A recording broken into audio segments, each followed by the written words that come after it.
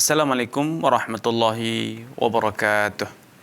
Innal hamdalillah nahmaduhu wa nasta'inuhu wa nastaghfiruh. Wa na'udzu billahi min syururi anfusina wa sayyiati a'malina. May yahdihillahu fala mudhillalah wa may yudlil fala hadiyalah. Asyhadu an la ilaha illallah wahdahu la syarikalah. Wa asyhadu anna Muhammadan abduhu wa rasuluhu amma ba'd. Pemirsa Fatwa TV dimanapun Anda berada, alhamdulillah di kesempatan yang berbahagia ini kembali saya dapat hadir ke tengah ruang siar Anda untuk bersama-sama tafakuh fi dinillah. Semoga program acara kita ini mengobarkan semangat dalam diri kita untuk terus beramal, mempelajari agama, mendakwahkannya. Karena hanya dengan itulah kedamaian dalam hidup itu bisa menjadi kenyataan. Salawat serta salam tentu tidak luput untuk kita aturkan kepada Nabi kita, Nabi Muhammad sallallahu alaihi wasallam, kepada keluarga dan juga sahabat-sahabatnya yang telah membuktikan ketulusan niat, kesungguhan perjuangan dan pengorbanan yang tanpa batas. Semoga Allah Subhanahu wa taala berkenan mempertemukan kita dengan sahabat Rasulullah sallallahu alaihi wasallam kelak di dalam jannahnya. Amin ya rabbal alamin. Pemirsa Fatwa TV dimanapun Anda berada, masih bersama tema hibah. Al-Mu'allif rahimahullah ta'ala mengatakan, wa kullu ma jaza bai'uhu jazat hibatuh. Segala sesuatu yang boleh diperdagangkan maka boleh pula dihibahkan. Kenapa demikian? Karena hibah itu adalah satu akad yang berfungsi memindahkan kepemilikan walaupun tidak ada imbalan. Memindahkan kepemilikan barang dari wahib yang memberi kepada yang diberi. Tentu yang layak untuk diberikan dan juga yang secara legalitas syar'i boleh dimiliki dan kemudian dipindahkan kepemilikannya ialah barang yang memiliki nilai atau yang disebut dengan harta. Sehingga kalau boleh diungkapkan dengan kata lain, semua harta kekayaan yang memiliki nilai jual itu boleh dihibahkan. Dan dalam tinjauan fikih Syafi'i, para ulama Syafi'iyah mengatakan bahwa hibah itu memiliki keserupaan yang sangat besar dengan jual beli, yaitu fungsi dan tujuannya sama-sama memindahkan kepemilikan. Karenanya para fuqaha Syafi'iyah mengatakan hibah itu harus transparan, jelas, nominalnya, kadarnya. Tidak boleh menghibahkan sesuatu yang gambling, bisa dapat, bisa tidak. Dengan mengatakan misalnya, saya memiliki satu unit, misalnya satu unit HP. HP tersebut hilang. Kemudian dia berkata, kalau barang tersebut berhasil engkau temukan, maka silahkan itu aku hibahkan kepadamu. Bisa ketemu, bisa tidak. Sehingga di sini ada unsur gharar, ya. Maka tidak boleh. Atau mengatakan apa yang ada di sakuku ini aku hibahkan kepadamu. Dia tidak menjelaskan apa yang ada di sakunya. Bisa jadi uang, bisa jadi perhiasan. Ini ada unsur gharar katanya. Namun demikian pendapat ini sekali lagi kurang disetujui oleh fuqaha yang lain. Kenapa demikian? Dalam tinjauan fikih mazhab lain dikatakan bahwa hibah itu akad sosial, sehingga al-mauhub, orang yang diberi, kalau ternyata mendapatkan barang sesuai yang diharapkan, maka dia beruntung. Kalau ternyata gagal mendapatkan barang, maka dia tidak buntung, dia tidak rugi. Dengan demikian, hibah apapun dan seperti apapun kondisinya, itu tidak akan menimbulkan kerugian kepada penerima hibah. Dan ini adalah akad sosial. Allah Subhanahu wa taala berfirman, "Ma'alal muhsinin min sabil." Tidak ada alasan untuk menyudutkan atau mendiskreditkan orang yang beriktikad baik, orang yang berbuat baik, ya. Karenanya wallahu taala alam, dalam masalah ini berbuat sosial hibah walaupun barangnya itu tidak transparan, atau barangnya potensi terjadi cacat padanya, atau barangnya belum tentu bisa didapatkan, seperti seorang pemburu nelayan yang mengatakan, saya ingin turun ke laut, apapun yang saya dapat dari tangkapan ikan pada malam ini, besok akan saya berikan seutuhnya kepadamu. Ini hibah. Walaupun tidak diketahui berapa kadar ikan yang akan didapat, jenis ikannya apa yang akan didapat, tidak masalah. Ya, karena itu akad sosial murni, sehingga tidak menimbulkan kerugian kepada pihak kedua. Kemudian Al-Imam Abu Syuja' rahimahullah ta'ala mengatakan, wala talzamul hibatu illa bil qabdi. Wala talzamul hibatu illa bil qabd. Hibah itu tidak mengikat kecuali bila barang yang telah diberikan telah diterima, ya. Barang yang diberikan itu telah diterima oleh orang yang diberi, al-mauhubu lahu. Sedangkan bila barang itu belum diterima, walaupun telah dinyatakan akan diberikan, saya berikan barang ini kepada Anda, namun Anda diam, belum menyatakan menerima ataupun tidak, maka selama belum ada jawaban dari pihak yang diberi, al-wahib, pemberi, boleh meralat, boleh membatalkan pemberiannya. Boleh membatalkan pemberiannya. Kenapa? Karena hibah itu adalah sebuah akad. Sehingga akad itu harus diikat dari kedua belah pihak, pemberi dan yang diberi. Selama ikat itu baru sepihak, bagaikan bertepuk sebelah tangan. Sehingga hibah tersebut belum berkekuatan hukum atau belum inkrah, belum tetap. Masih boleh direvisi, boleh dibatalkan. Ya. Dalam satu riwayat, Aisyah pada akhir masa kehidupan Khalifah Abu Bakar, yaitu ayahnya sendiri, ayahnya Aisyah. Beliau, ayahnya, menghibahkan hasil panen di daerah Awali, daerah arah timur dari kota Madinah. Selang berapa hari, Abu Bakar berkata kepada Aisyah, "Hai Bunayyah, wahai putriku, di dunia ini tidak ada seorang pun yang lebih aku harapkan untuk bisa hidup kaya raya melebihi engkau. Engkau adalah orang yang paling aku harapkan untuk bisa hidup berkecukupan, hidup kaya raya. Dan tidak ada orang yang paling aku sedihkan kalau dia sampai jatuh miskin dibanding dirimu. Dan aku pernah memberimu hibah, pemberian berupa hasil panen dari ladangku yang ada di daerah Awali." Kemudian beliau mengatakan, "Amma in kunti ihtazdih," kalau engkau sudah terlanjur memanennya, maka ya sudah, itu menjadi harta milikmu. Namun kalau engkau belum sempat memanennya, belum sempat mengambilnya, maka hasil panen yang ada di ladang tersebut aku tarik kembali dan harus dibagi sesuai bagian warisan. Sehingga dalam kasus ini didapatkan Abu Bakar meralat, merevisi, membatalkan hibahnya kepada Aisyah. Ya, dengan demikian, selama hibah itu belum diterima, maka masih belum mengikat, masih boleh dibatalkan secara sepihak.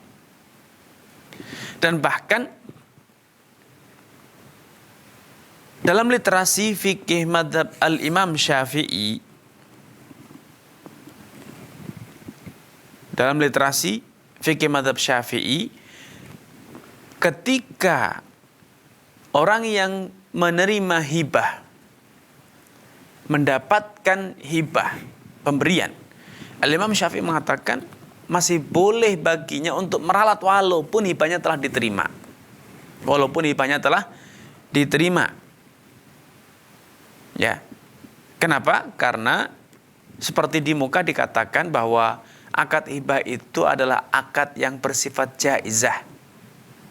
Alias boleh direvisi, boleh dibatalkan walaupun telah terlanjur. Namun sekali lagi pendapat Imam Syafi'i rahimahullah ini ternyata di internal mazhab Syafi'i sendiri tidak disepakati ya. Kenapa? Karena ada dalil lain yang nampaknya kala itu belum sampai kepada Imam Syafi'i, sehingga beliau dalam hal ini berfatwa atau berpendapat bahwa hibah itu masih boleh direvisi karena hibah itu adalah akad sosial, sehingga akad sosial itu seperti pinjam meminjam, titip menitip, kapan saja boleh dibatalkan. Namun demikian,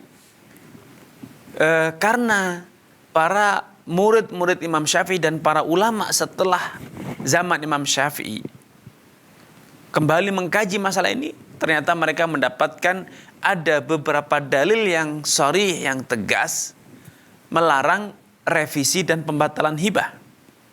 Sehingga termasuk Al-Imam Abu Syuja', beliau mengatakan, wa idza qabadaha al-mauhubu lahu lam yakun lil wahibi an yarji'a fiha illa an yakuna walidan. Ya. Beliau mengatakan kalau hibah itu telah diterima oleh orang yang diberi, maka pemberi tidak boleh meralat, tidak boleh menarik kembali hibahnya, kecuali bila yang menghibahi itu adalah ayah Anda sendiri, yang memberi itu adalah ayah Anda sendiri. Hal ini berdasarkan sabda Nabi SAW, la yahillu li rajulin an yu'ti ata'an thumma yarji'u fiha illa an yakuna al-walidu fima a'tahu li waladih atau fima wahabu li waladih. Tidak halal, ya, dalam hal ini jelas-jelas la yahillu, tidak halal bagi seseorang yang telah memberikan hibah kepada orang lain, menghibahkan sesuatu kepada orang lain, kemudian dia ralat, kemudian dia tarik kembali, kecuali bila yang memberi hibah itu adalah ayah Anda sendiri, maka boleh. Kenapa demikian? Karena Rasulullah SAW bersabda, anta wa maluka li abik, engkau dan seluruh hartamu itu adalah di bawah kuasa ayahmu. Ayahmu kuasa untuk menarik. Bahkan harta yang milik anak sendiri bukan dari hibah orang tuanya, boleh diminta, boleh diambil oleh ayahnya. Kenapa? Karena anak itu adalah bagian dari hasil jerih payah ayah. Sehingga ayah boleh memanfaatkan harta anaknya walaupun tanpa izin. Ya, selama pemanfaatan itu tidak mencelakakan, tidak merusakkan harta anaknya. Ya. Sehingga ayah semacam punya hak veto untuk meminta harta anaknya, mengambil harta anaknya. Dan ketika orang tua mengambil atau memakan harta orang anaknya, hasil kerja anaknya, itu tidak sama sekali ada hutang budi. Orang tua tidak sama sekali berhutang budi kepada anaknya. Kenapa? Karena anaknya itu adalah hasil karya, hasil pendidikan orang tua. Rasulullah SAW bersabda, tidaklah ada ma'akala ahadun ta'aman khairan min an ya'kula min amali atau min kasbiyadih. Tidaklah ada seorang itu memakan suatu makanan yang lebih baik, atyab, yang lebih baik dibanding makanan yang didapat dari hasil cucuran keringat sendiri. Wa inna waladaka min kasbiyadik. Wa innal walada min kasi abih, katanya. Dan anak itu adalah bagian dari hasil jerih payah ayahnya. Sehingga hadis-hadis ini kemudian oleh para ulama termasuk murid-murid Imam Syafi'i atau para penganut mazhab Syafi'i, mereka kemudian merevisi, meralat pendapat Imam Syafi'i rahimahullah ta'ala dan mengatakan bahwa seorang pemberi hibah itu tidak lagi boleh meralat membatalkan hibahnya selama hibahnya telah diberikan, diterima, kecuali bila yang memberi hibah itu adalah ayah kandung sendiri atau orang tua sendiri. Ya. Walaupun dalam hadis ini redaksinya bercerita tentang ayah, tetapi secara tinjauan substansi maknanya ini mencakup ayah, ibu, kakek, nenek dan seterusnya. Karena mereka semua dalam literasi syariat dikatakan sebagai al-walid, sebagai orang tua. Ya.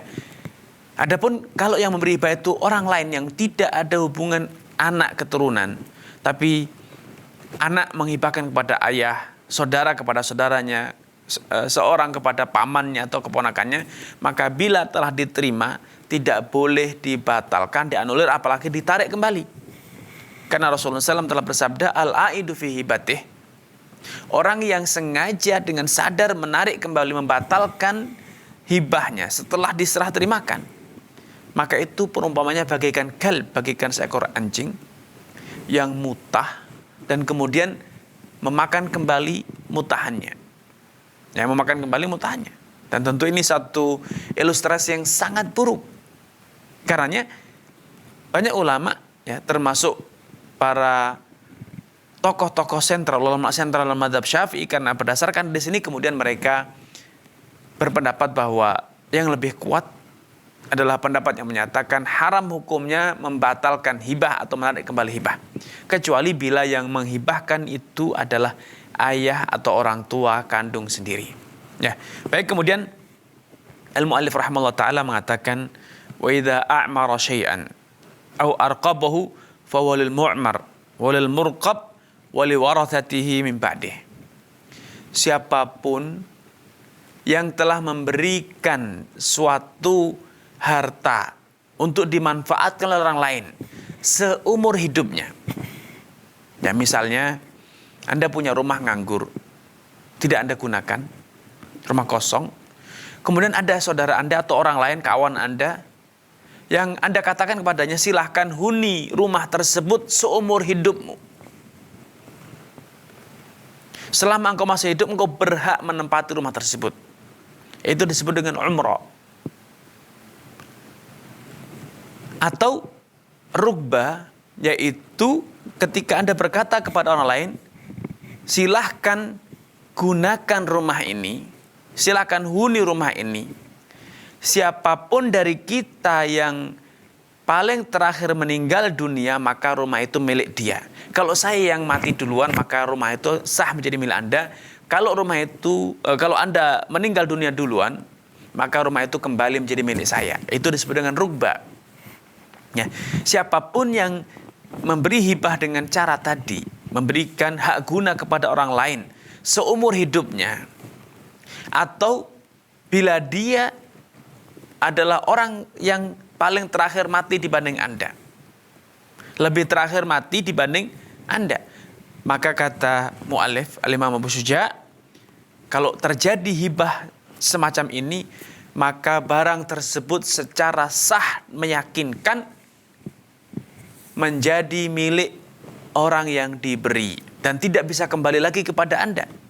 Ya, ketika Anda sudah memberikan hak guna seumur hidup orang tersebut, atau dengan syarat bila dia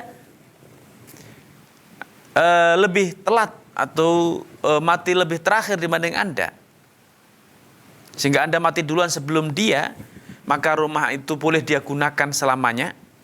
Maka dua model pemberian ini dalam tuntunan syariat menjadikan hibah itu secara sah, meyakinkan dan final, berkekuatan hukum, barangnya menjadi milik orang yang diberi, sehingga dia bertindak berwenang untuk melakukan tindakan apapun, menjualnya, menghibahkannya kembali, ataupun mewariskannya kepada anak keturunan. Kenapa demikian? Karena kalau Anda sudah mampu untuk memberikan hak guna Sehingga Anda tidak mendapatkan manfaat sedikit pun dari aset tersebut. Manfaatnya sepenuhnya Anda berikan kepada saudara Anda atau keluarga Anda atau kawan Anda, maka berarti Anda betul-betul tidak lagi membutuhkan harta tersebut. Anda telah berkecukupan. Tentu tidak sepatutnya setelah keluarga saudara Anda tersebut atau teman Anda tersebut betul-betul bertindak atas harta tersebut seakan-akan mereka pemilik. Kemudian setelah orang tua mereka meninggal, Anda tarik kembali, tentu ini suatu tindakan yang kurang arif. Toh Anda sudah tidak membutuhkan. Toh Anda selama ini juga tidak mendapatkan manfaat sedikit pun dari benda tersebut. Maka tentu kearifan yang lebih tepat adalah bila Anda kemudian betul-betul mengikhlaskannya harta tersebut untuk menjadi milik mereka, diwarisi. Apalagi seringkali anak keturunan orang tersebut tidak mengetahui histori. Karena biasanya kalau kondisinya umrah atau rukbah semacam ini, itu pemanfaatan rumah tersebut atau aset tersebut biasanya puluhan tahun. Anak keturunannya, anak cucunya bisa jadi tidak tahu historinya. Sehingga kalau itu kemudian Anda ralat, Anda tarik kembali, potensi menimbulkan sengketa. Ya, tentu tidak bijak. Sehingga sebagai bentuk syukur atas nikmat, bila Anda memang betul-betul sudah tidak lagi membutuhkan pada manfaat, pada hak guna barang tersebut, sehingga Anda bisa memberikan hak gunanya kepada orang tersebut seumur hidupnya, berarti Anda telah siap untuk mengikhlaskan, melepas aset tersebut untuk dimiliki oleh orang lain. Ya, toh secara de facto barang tersebut ketika Anda serahkan kepada kawan Anda, kerabat Anda untuk dimanfaatkan seumur hidupnya, tidak mengurangi sedikit pun dari kehidupan Anda. Anda tidak terganggu sedikit pun ekonomi Anda gara-gara itu. Sehingga bentuk syukur kepada Allah bila Anda betul-betul akhirnya melepaskan kepemilikan itu kepada orang tersebut. Sehingga Anda betul-betul mendapatkan pahala hibah seutuhnya. Ya, mendapatkan pahala hibah seutuhnya. Rasulullah SAW bersabda, "Man a'mara umra fahuwa lahu wa liwarathatihi min ba'dih." Siapapun yang memberikan umrah, memberikan hak guna seumur hidup orang tersebut, maka barang tersebut secara tinjauan syar'i sah menjadi miliknya dan akan diwarisi oleh ahli warisnya. Rasulullah SAW suatu hari menyatakan ini kepada orang Ansar untuk menjelaskan tentang hukum syar'inya. Rasulullah SAW dalam riwayat lain, la tu'miru wa la turqibu, faman a'mara aw arqaba fasabiluhul mirath. Hindarilah oleh kalian memberikan hak guna seumur hidup, atau janganlah kalian berkata kepada orang lain, silahkan manfaatkan barang ini, siapapun yang paling terakhir meninggal dunia, maka itu menjadi miliknya. Kalau sampai itu terjadi, maka kata Nabi, fasabiluhul mirath, harta tersebut akhirnya akan menjadi harta yang diwariskan kepada anak keturunan orang yang Anda beri tadi. Ya. Dan itu hikmahnya sangat besar. Itu hikmahnya sangat besar karena Anda secara de facto berarti telah mendapatkan kelapangan. Dan secara tinjauan syar'i Anda tidak perlu berkecil hati. Karena walaupun akhirnya aset itu betul-betul lepas dari Anda menjadi milik orang yang Anda beri tadi, tapi percayalah, Allah tidak akan pernah menyanyiakan amal kebajikan Anda.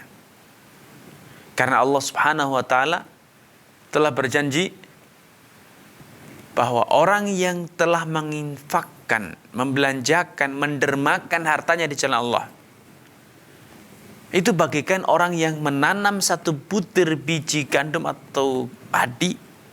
Dari satu biji itu kemudian tumbuh 7 untai biji padi atau gandum.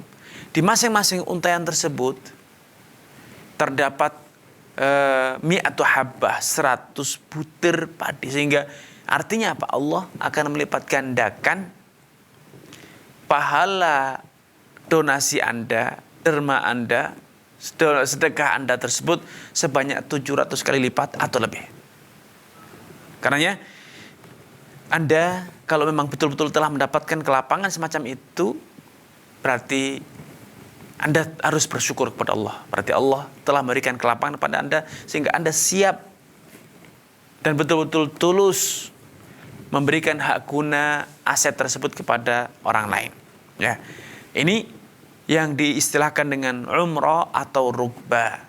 Dan dalam tinjauan fikih Syafi'i, dan itulah pendapat yang rajih, bahwa umrah dan rukbah itu sama saja hibah putus. Sama saja apa? Hibah putus. Seakan-akan Anda mengatakan kepada dia, saya berikan aset ini kepada Anda, silahkan dimiliki, silahkan digunakan dan bahkan dimiliki, sehingga mereka berwenang seutuhnya atas aset tersebut. Dan kemudian karena itu telah menjadi haknya, menjadi miliknya, maka dia berwenang seutuhnya untuk memanfaatkan barang itu. Dan kemudian bila dia meninggal dunia, itu akan menjadi bagian dari harta yang akan diwariskan kepada anak keturunannya dan tidak akan pernah kembali lagi kepada Anda. Ini yang bisa kami sampaikan pada kesempatan yang berbahagia ini. Kurang dan lebihnya saya mohon maaf. Billahi taufiq wal hidayah. Wassalamualaikum warahmatullahi wabarakatuh.